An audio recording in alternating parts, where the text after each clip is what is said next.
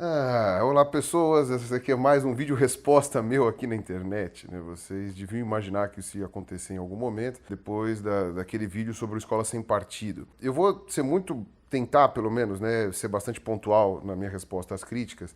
Algumas críticas tiveram algum fundamento, outras críticas foram uma avalanche de ignorância tão grande que eu não tinha como não responder. Tá? Porque eu tenho medo que essas pessoas, com esses argumentos tão horrorosos, consigam convencer pessoas de que elas estão certas. Tá? Eu tentar mostrar o quão absurdo é o que elas estão falando. Bom, a princípio, eu queria dizer que eu acho que eu meio que fui vitorioso nesse meu vídeo, né?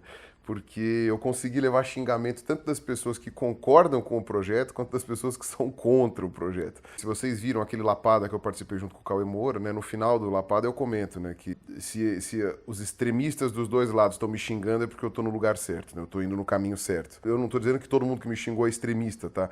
Mas eu já esperava isso, né? Já era esperado que eu fosse tomar xingamento dos dois lados. E eu acho bom, tá? Eu acho bom porque tira um pouco desse binarismo bizarro que as pessoas têm, de que ou você compra todo um pacote aqui ou todo um pacote ali, né? Enfim, aquela falácia da caixa de bombons do Clarion, que a gente já tá careca de conhecer, eu nem vou ficar indicando de novo, deixa o linkado aqui embaixo. Uma das coisas muito interessantes que eu consegui gerar foi um conflito interno entre o título do meu vídeo e a thumbnail, né, a miniatura do meu vídeo, e o que eu dizia nele. Na verdade, foi um conflito mais ou menos, tá? Porque as pessoas também não quiseram perceber muito. Elas já partiam do pressuposto, né, que eu sou o Pirula, então eu iria falar coisas de um determinado tipo de ponto de vista, e sem ouvir o que eu falei, elas já iam a partir do pressuposto do que estava escrito no título e do que estava escrito na thumbnail, e já iam postular o que eu disse no vídeo e nem vão assistir e vieram me xingar, tá? Daí teve muita, mas muita gente, sabe? Eu nem consigo dizer o quão retardada é uma pessoa que nem olhou o vídeo e veio xingar porque partia do pressuposto do que eu ia dizer. Então, se você já parte desse pressuposto, até acho que você pode partir desse pressuposto, mas pra quê? Pra que ir no vídeo comentar uma coisa que você não viu, passar vergonha, pagar mico? Pra quebrar a cara, né? Porque comentou coisas que não foram ditas, né? No meu thumbnail, tava escrito, escola sem partido ou só com o meu partido?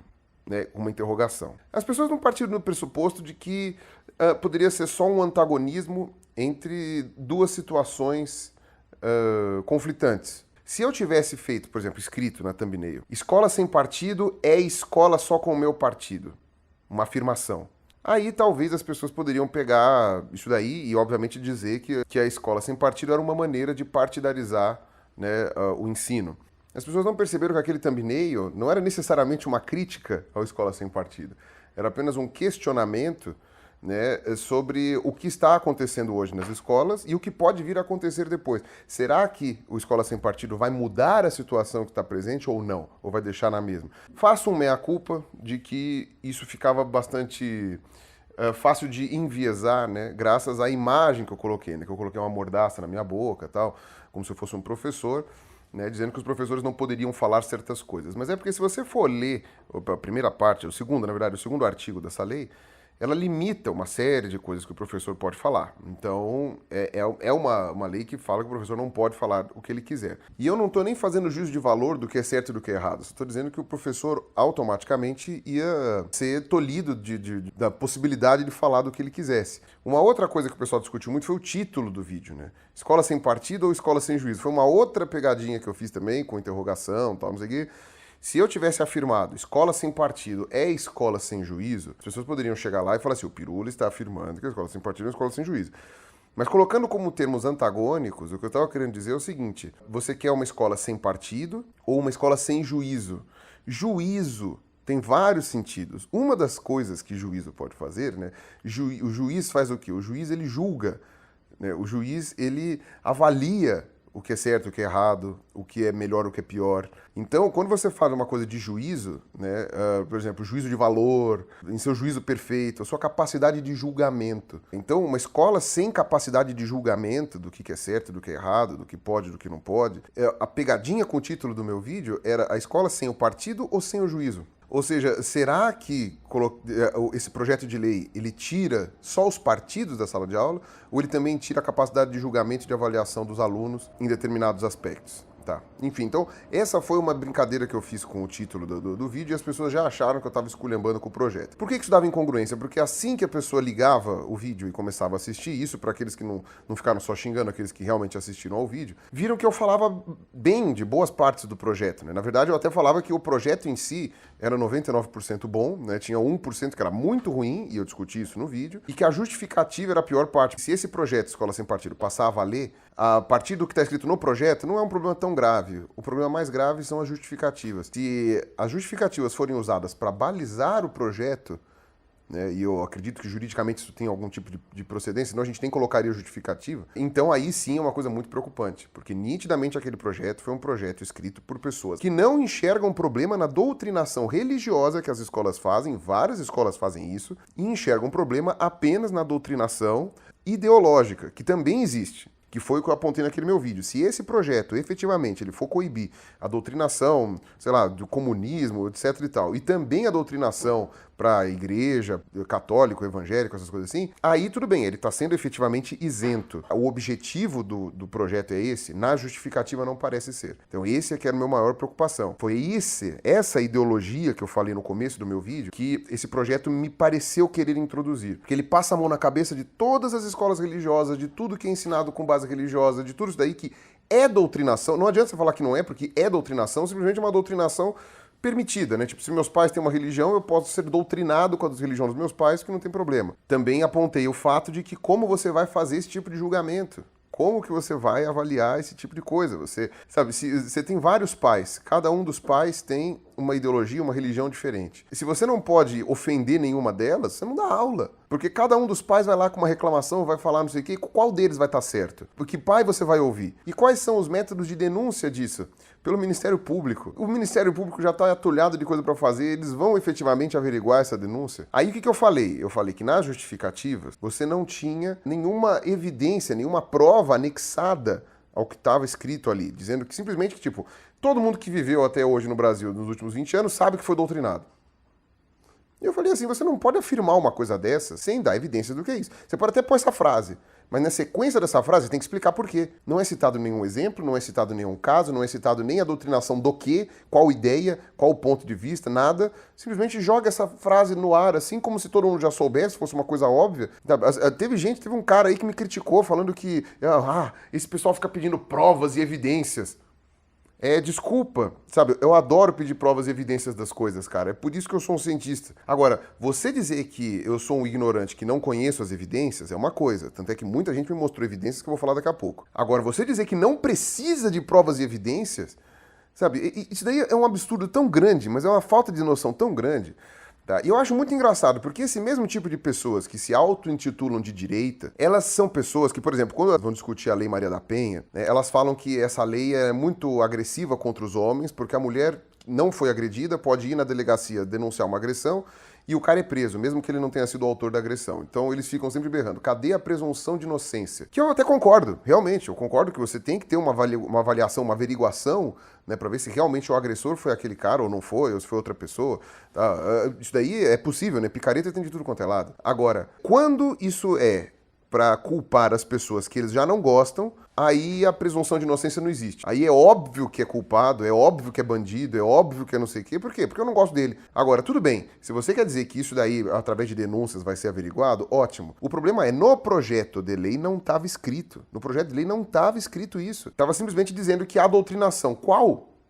Me diga qual doutrinação. Eu concordo que existe doutrinação. Eu concordo, eu não vou negar que existe doutrinação. Aliás, o pessoal veio me criticar por causa disso. É sério, o pessoal chegou lá e comentava assim no vídeo. Lá vem o Pirula negar que existe doutrinação.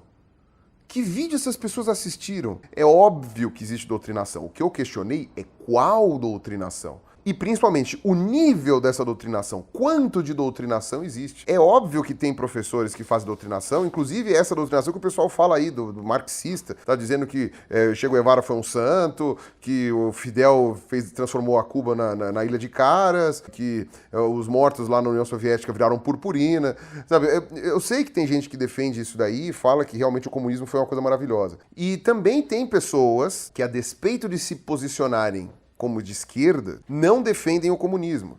Tá? Tem esse tipo de pessoa também, porque essa é uma dicotomia idiota que muita gente coloca por aí. Tá? Assim como também não é todo mundo sei lá, da dita direita, por exemplo, que vai apoiar a ditadura militar. Eu fiquei muito, digamos assim, horrorizado com as pessoas acharem que efetivamente eu falei que não existia doutrinação. Eu apenas estava dizendo que num projeto de lei, com as frases que foram escritas, da forma como foi escrito, você não pode simplesmente dizer que existe doutrinação e ponto, porque a gente sabe.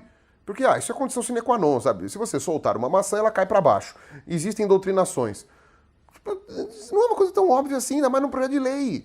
Sabe? Teria que pelo menos estar anexado alguma evidência, anexado alguma cópia de livro didático, anexado algum vídeo, alguma coisa assim. Agora vamos falar dessas evidências. Vieram me passar vários tipos de evidência, né, de que existe doutrinação marxista nas escolas. Uma delas era um videozinho, né, de uma mulher xingando o Bolsonaro.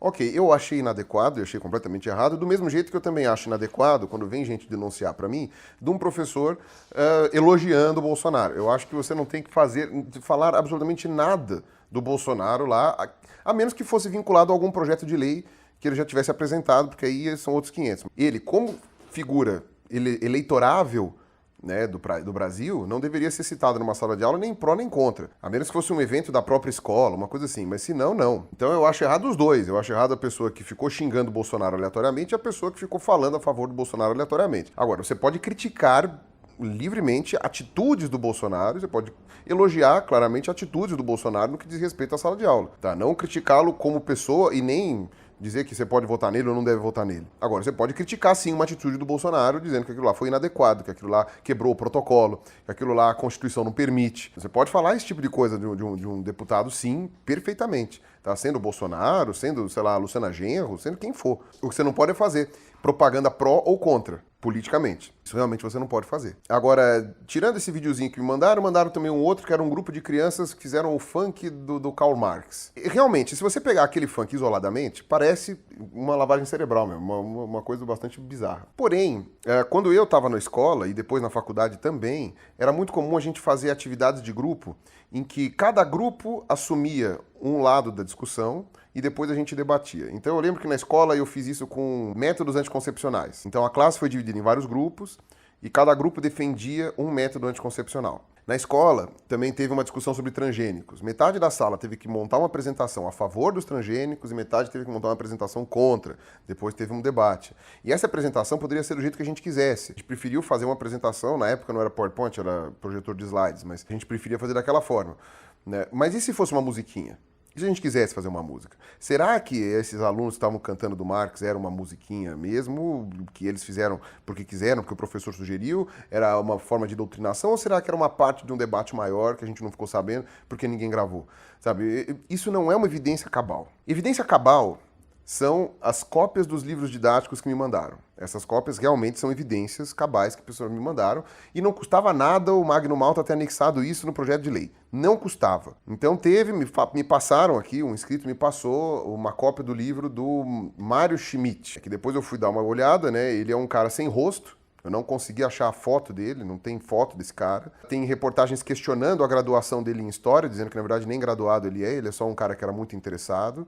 E ele que escreveu um livro de história que o governo federal comprou e distribuiu para os alunos. Sempre usam um número mágico de 10 milhões de cópias vendidas, que eu não sei se foi esse mesmo número, mas vamos dizer que foi, porque realmente são números dessa magnitude, geralmente, quando são comprados pelo governo federal. E realmente, os excertos do livro que eu vi, tá, não conferi, não vi o livro na minha mão, né, mas os excertos que eu vi do livro, se forem verdade, e eu estou partindo do pressuposto que é verdade, são realmente terríveis. Está simplesmente dizendo que todo mundo que vai contra o capitalismo é um herói, né? Não importa que seja um assassino, que seja um terrorista, uma coisa assim, e dizendo que todo mundo que é a favor do capitalismo é um bandido, sabe? É milionário, é burguês, essas coisas assim. Realmente isso daí não tem como você falar, é um viés político muito forte. Esse livro, exatamente por causa dessas denúncias, exatamente por causa desse teor extremamente não isento, né, nessa questão, foi proibido pelo MEC.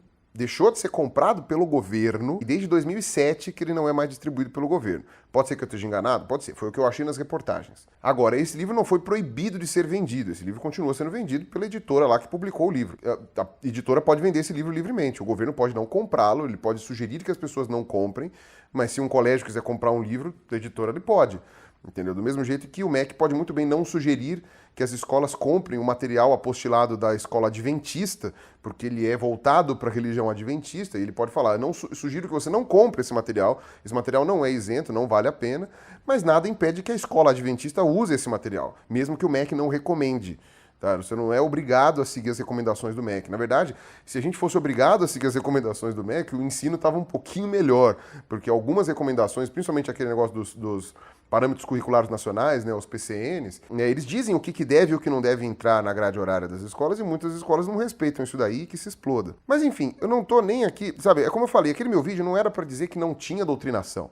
Eu não sou maluco de falar que não tinha, até porque eu mesmo falei no vídeo que tem doutrinação. No caso, eu citei doutrinação religiosa, mas existe doutrinação de professores comunistas? É lógico que existe. Mas aí as pessoas elas têm que lembrar de uma coisa. Por que é que esses conteúdos vão parar no vestibular? Porque é o vestibular que vai determinar quase tudo, né?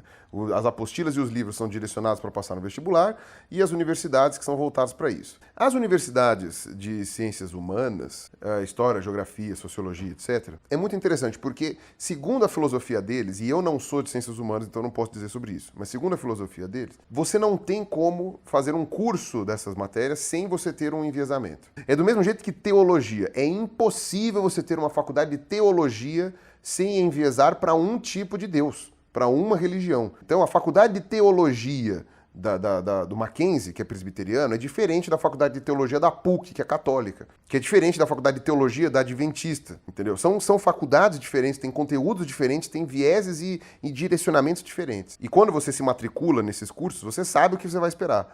Você sabe o que esperar deles, você sabe o que vai vir. Faculdades de história, de geografia, de sociologia, é a mesma coisa. Eles já têm um viés prévio, e pelo que eu saiba, você fica sabendo desse viés no primeiro dia de aula, ou até antes. A pessoa já fala. Então, por exemplo, eu sei que a Faculdade de História da USP tem um ponto de vista marxista, e eles falam isso abertamente. Se o seu filho passou no vestibular de História da USP, abertamente ele vai ter um curso de História com um ponto de vista marxista. Isso daí não é, sabe, escondido, a boca pequena, não sei o quê. Não, é falado abertamente. Ah, você discorda do nosso ponto de vista? Ótimo, faça história em outro lugar. Faça história, sei lá, na PUC. Não sei qual é o ponto de vista da PUC.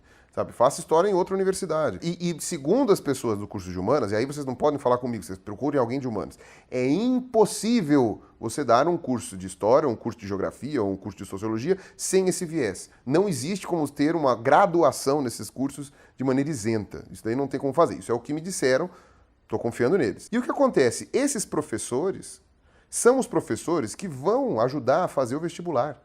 Eles é que vão compor o conteúdo que vai cair nos vestibulares. No Enem eu não sei como é que funciona, mas, por exemplo, na USP eu sei que na FUVEST eles chamam os professores lá da história para fazer o vestibular. Mas quem eles chamam? Os professores que estão interessados. Eu acho muito, mas muito difícil que os professores da FEA, da Faculdade de Economia, sejam marxistas. Eu acho muito pouco provável que eles sejam marxistas. Por que é que eles não ajudam a montar as apostilas do FUVEST?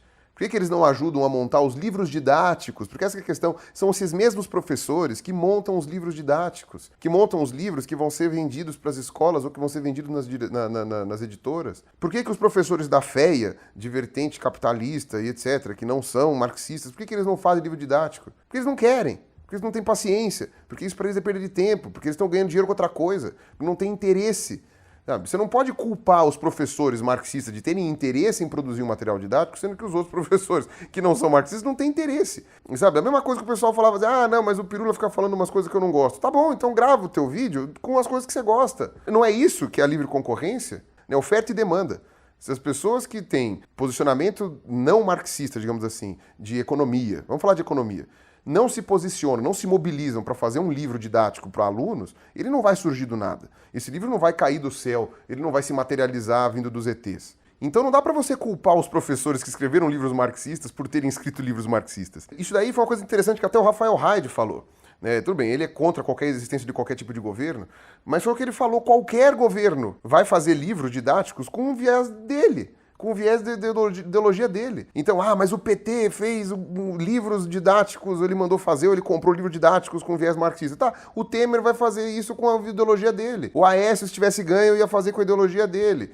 Sabe? Não tem como, tá? A gente tá falando de escolas federais. Do mesmo jeito que as escolas estaduais vão com a ideologia dos governadores. Eu garanto que se você pegar o livro distribuído pelo governo federal, da Dilma, e o distribuído pelo governo Alckmin aqui de São Paulo, que é do PSDB, eu garanto que são livros completamente diferentes, e nesse aspecto. Agora, se essa lei quisesse realmente ser útil e isenta, ela poderia ter incluído os livros didáticos. Ela só ficou falando que os livros didáticos são uma doutrinação, mas elas não especificaram o que tipo de doutrinação, o que é e o que não é doutrinação e como resolver. Agora, me desculpa, isso pra mim é um círculo vicioso que não vai ser resolvido com essa lei. Porque como é que você...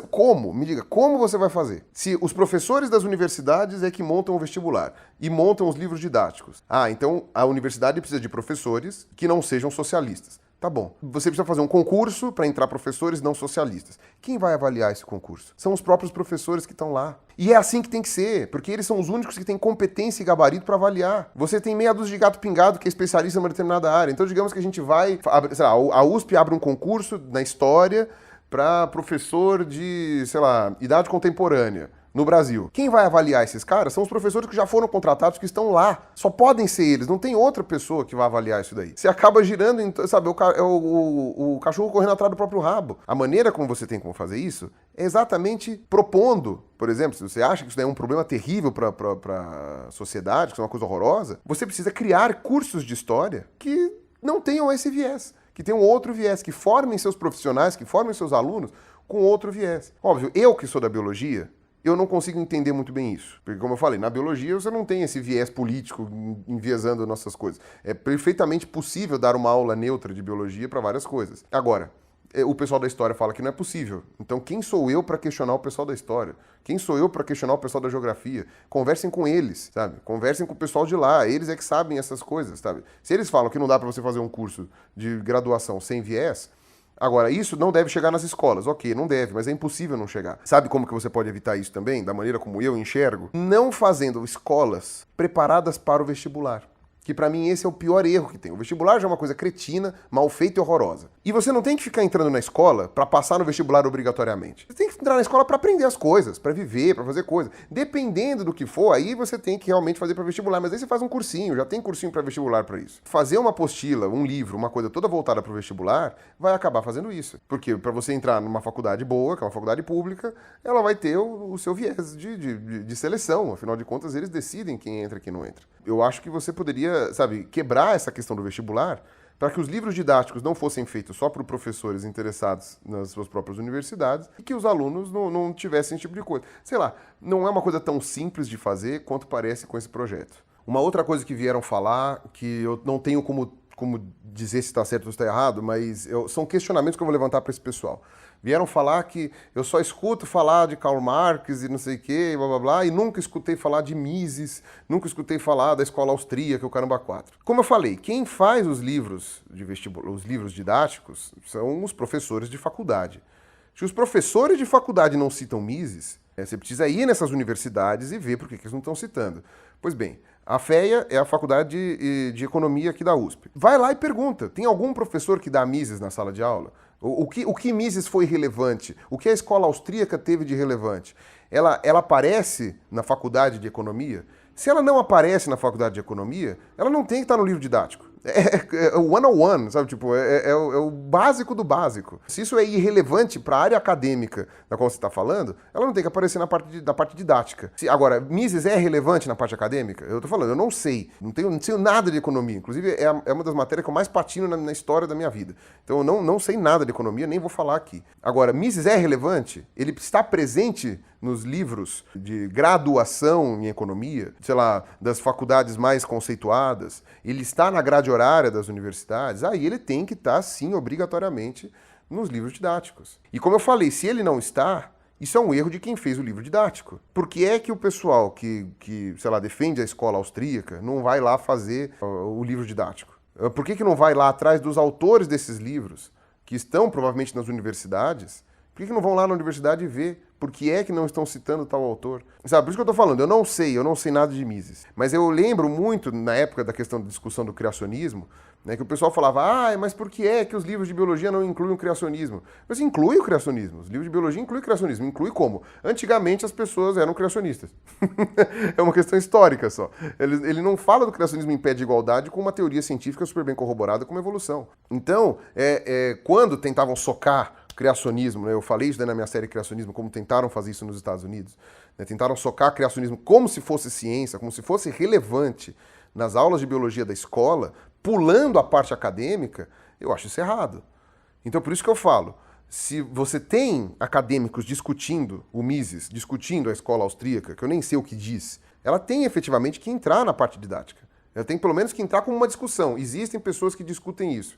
Tá? Se não tem nem conclusão nenhuma, pelo menos que comente. Agora, se eles são irrelevantes academicamente, desculpa, aí a culpa não é... A culpa é do Mises que foi irrelevante, sabe? Aí, desculpa, aí a culpa não é da universidade, a culpa não é de quem faz a coisa. Então, você gosta tanto do Mises assim, acha que ele representa uma coisa interessante? Eu tô chutando, tá? Pode ser que o Mises seja relevantíssimo na universidade, eu não sei. Tá? Pode ser que todos os professores falem de Mises e miraculosamente ele desapareça dos livros didáticos. Agora, se Mises é tão relevante assim e ninguém faz, faça você um livro didático. Monte você uma universidade de economia com viés misiano, sei lá se é assim que se fala, sabe? Com viés da escola austríaca. Faculdade de Economia é a faculdade de exatas mais de humanas que existe. Então, eu não sei, é uma discussão que eu não posso contribuir porque eu não manjo nada, só levantei aqui esse questionamento para saber se realmente é válido ou não. Então, me desculpa, se você achou, naquele meu último vídeo, eu estava falando que não existia doutrinação nas escolas, desculpa, você precisa voltar urgentemente para fazer interpretação de texto. Ou precisa aprender a ver o vídeo antes de comentar, tá? Porque, inclusive, no começo do vídeo, logo no começo do vídeo, eu falava, sabe, eu até fiz a brincadeira lá com o Wesley Safadão, lá do 99% Anjo. O projeto em si não era de todo mal. O projeto tinha um monte de partes boas.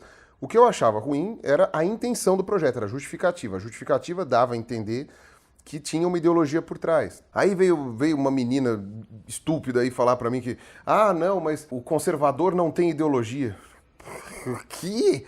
O conservador não tem ideologia? O conservador quer conservar. Quer conservar o quê? Quer conservar o quê? Quer conservar o pau no cu? Não, ele quer conservar a ideologia que já existe. Mas não é uma ausência de ideologia, é ideologia prévia. Tá? Como eu falei, o Magno Malta, ele é da bancada evangélica. Ele é uma pessoa que vai defender a ideologia que, por um acaso, é religiosa, cristã. Que é uma das ideologias que os conservadores defendem.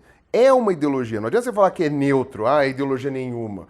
Sabe? Não é neutro. Essa ideologia existe. E eu não estou nem fazendo juízo de valor de qual é boa, qual é ruim. Eu estou apenas definindo. Existe ideologia. No projeto em si, tem muito pouco ideologia. Só que quando você lê as justificativas, você já começa a ficar na dúvida sobre o que motivou ele a fazer esse projeto e sobre se a aplicação desse projeto vai tender realmente para a neutralidade ou não. Eu não falei em nenhum momento que eu era contra, inclusive, essa coisa que estava escrita lá. O pessoal vai falar, você é contra a escola sem partido. Eu não falei em nenhum momento isso. Inclusive, olha o pedaço que eu vou colocar aqui do último trecho do meu vídeo, para quem teve paciência de ouvir até o final. Eu, novamente, repito o que eu falei, não vejo isso aqui como uma coisa absurda ou horrível, eu acho que é um projeto de lei como qualquer outro, que aponta alguns problemas que são reais, só que é aquilo, eles miram no que eles estão vendo e estão acertando no que eles não estão vendo. Na verdade, essa analogia tá ruim. Eles falam pra gente que eles estão mirando num alvo, que é um problema em comum, mas na verdade eles estão mirando em outra coisa, que eles não deixam claro no texto, mas deixam muito claro nas justificativas. Ou seja, eu acho que esse projeto precisa ser refinado e também acho que na educação atual do Brasil, eu não colocaria como prioritário isso. Assim, temos tanta coisa para resolver na educação do Brasil, mas tanta coisa. Por exemplo, primeira coisa, formação de professores. A formação de professores no Brasil é medonha, medonha. Sabe, os professores saem dos cursos de formação de professores sem saber porcaria nenhuma. Dá aula quem nasceu sabendo. Essencialmente é assim que funciona no Brasil. Os bons professores nasceram sabendo. A faculdade de educação lá, pelo menos a da USP que eu conheço, podia afundar assim e sumir. Dar aula é a última coisa que eles sabem fazer. E garanto que nenhum professor hoje, que seja um bom professor, saiu de lá porque eu ouvi na escola de educação que falaram tal coisa. Não, você tem a parte acadêmica. A parte acadêmica são outros 500. Mas a parte prática de dar aula mesmo, A formação de professores no Brasil é muito ruim. Então, esse seria uma prioridade que eu mudaria no Brasil. Uma prioridade que eu mudaria, por exemplo, fora o que eu já falei no meu outro vídeo, né? Da ausência de professores, da excesso de vagas e falta de professores especializados. Então essa questão do partidarismo, eu não consideraria nem o mais primordial para ser feito agora no momento. Mas não interessa. Já fizeram um projeto de lei sobre isso, ele está agora tramitando no Senado, e eu acharia que seria interessante dar uma olhada, pelo menos para refinar, para que esse projeto seja algo que melhore a educação no Brasil e não que piore, que foi exatamente o que eu falei no começo do vídeo. Aquele 1% vagabundo que pode piorar o que já está uma merda, que é a educação do Brasil. Se você não fizer direito, se isso não for bem aplicado. Por fim, eu quero só falar daquela questão da ideologia de gênero, tá? Que também teve muita gente me respondendo. Até teve uma mulher também que falou que o meu vídeo não vale nada porque ele não tem as referências na descrição. Sério. Eu dei risada. Agora eu vou falar uma coisinha que vai parecer muita arrogância da minha parte. Talvez seja. Mas eu também não acho que a gente tem que deixar de reconhecer os seus próprios valores e as próprias coisas na qual eu sou bom, tá? Ou nas coisas que eu contribuí.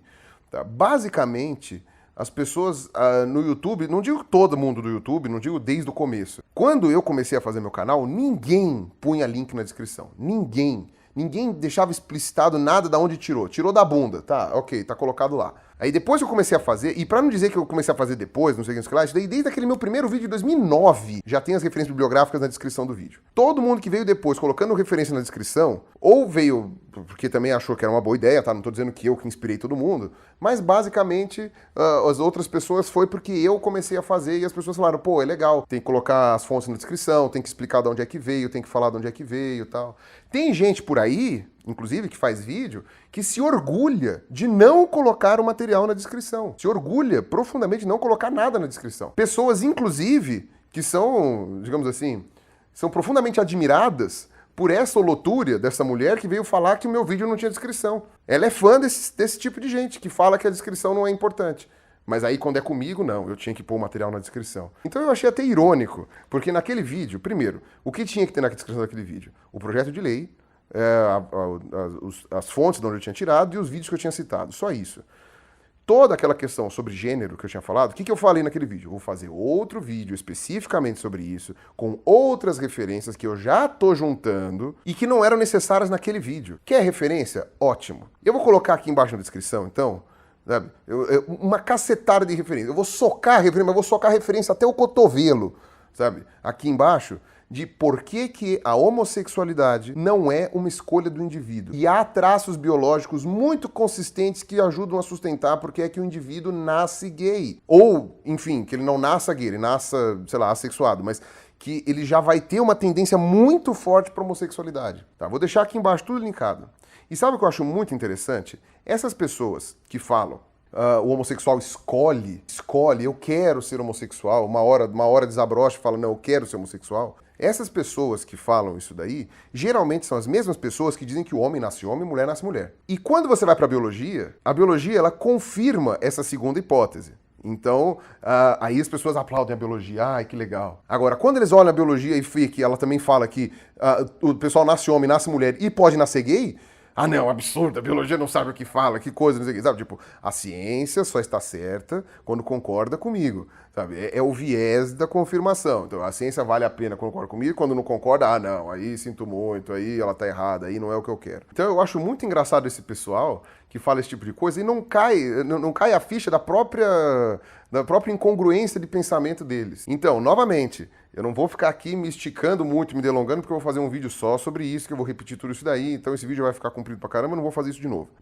A transexualidade é uma questão real que existe. Isso não muda o fato de que 99% das pessoas nascem com o seu gênero adequado psicologicamente e fisicamente. Isso não muda o fato, tá? Mas tem aquele 1%, ou sei lá quantos por cento, que precisam se readequar. Agora, a escola não pode se eximir disso. E o outro cara lá falar que não, então a escola não tem nada a ver com isso. Lógico que tem! A escola tem que se preocupar com isso, sim. É uma das partes de você coibir bullying. O projeto de lei parece tão preocupado com o bullying que as pessoas podem sofrer com relação a ideologias, com relação à religião, sabe? Eles falam isso no projeto, não, porque se você tem uma ideologia política diferente dos teus colegas, você vai sofrer. Se você tem uma religião diferente dos teus colegas, você vai sofrer. Sabe? Agora, se você tem uma identidade sexual diferente dos teus colegas, aí você tem mais é que sofrer mesmo, aí pau no teu cu, foda-se, né? Aí você tem mais é que sofrer. Eu não sei se a pessoa que fez essa crítica percebe o quão incongruente ela é, o quão o cherry picking, aquilo que eu tava falando no outro vídeo, né? O quão você seleciona aquilo que você quer acreditar e achar como certo e o quão você joga fora aquilo que discorda das suas ideias prévias. Eu não sei, sabe? Eu acho que eu não tenho como ser mais claro com relação a isso, tá? Desculpa, se você ainda assim discorda de mim, cara, vai se tratar, ou então, enfim, o mundo tá perdido, não sei, eu não sei como falar, sabe? Tipo, eu acho que eu tô sendo a pessoa mais, como pode dizer, didática e coerente possível. Agora, com relação ao termo ideologia de gênero, eu só tinha ouvido ele falar da boca dos autoproclamados conservadores. Eu nunca tinha visto um trabalho científico, alguma coisa, falando esse termo ideologia de gênero. Aí as pessoas vieram me explicar que eu não ia achar mesmo esse termo, que inclusive eu falei corretamente no outro vídeo, porque o correto é teoria de gênero e não ideologia de gênero. Aí fez tudo muito mais sentido. Por exemplo, eu sou uma pessoa que dei aula há muito tempo, que ainda dou aula aqui no YouTube, né, de teoria darwinista. Teoria darwinista não é ideologia darwinista. Uma coisa é um aspecto científico, o que é uma teoria. Tá? Eu vou deixar linkado aqui embaixo um vídeo que eu explico, e de outros amigos meus também que explicam o que é uma teoria científica. A teoria, ela é um conjunto de evidências, e como você ideologia é um conjunto de ideias que você vai usar para orientar o seu modo de ver, o seu modo de pensar, a maneira de você agir. Então a ideologia é uma coisa separada.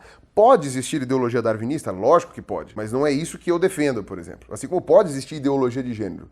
Mas academicamente, o que existe é a teoria de gênero, né? O que eles chamaram de teoria queer. Aliás, eu nem sei se os dois são a mesma coisa. Um projeto de lei do Senado não poderia colocar um termo como ideologia de gênero, que é um termo completamente não oficial, sabe? Que não é... Você não pode colocar uma coisa dessa no projeto de lei do Senado, sabe? Só eu acho isso um absurdo. Bom, mas até aí, até agora, eu respondi principalmente as críticas que eu recebi, né? As principais críticas, né? Não todas, né?